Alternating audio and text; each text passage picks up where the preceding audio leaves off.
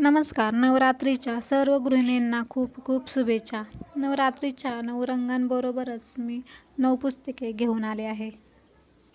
आजच्या पहिल्या रंगानुसार आजचं आपलं पहिलं पुस्तक आहे गोष्ट पैशापाण्याची.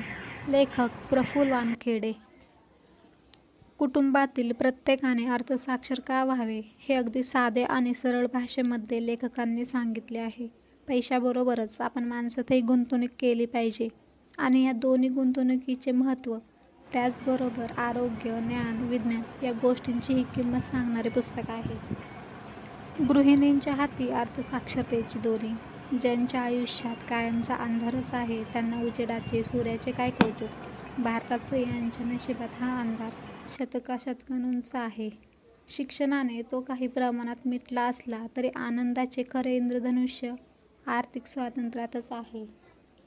आपल्याला हा समाज म्हणून आर्थिक साक्षर व्हायचे असेल तर प्रथम एक स्त्री आर्थिक साक्षर झाली पाहिजे.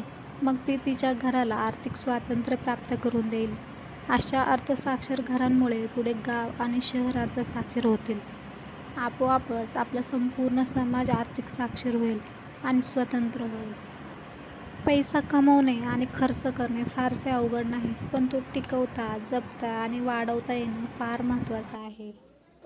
सुखी, प्रगत आणि समाधानी आयुष्याचा मार्ग या अशा आर्थिक संपन्नतेतूनच जातो. धन्यवाद. व्हिडिओ आवडला असेल तर लाईक करा, शेअर करा आणि पुढील भाग बघण्याकरता चॅनेलला सबस्क्राईब करा.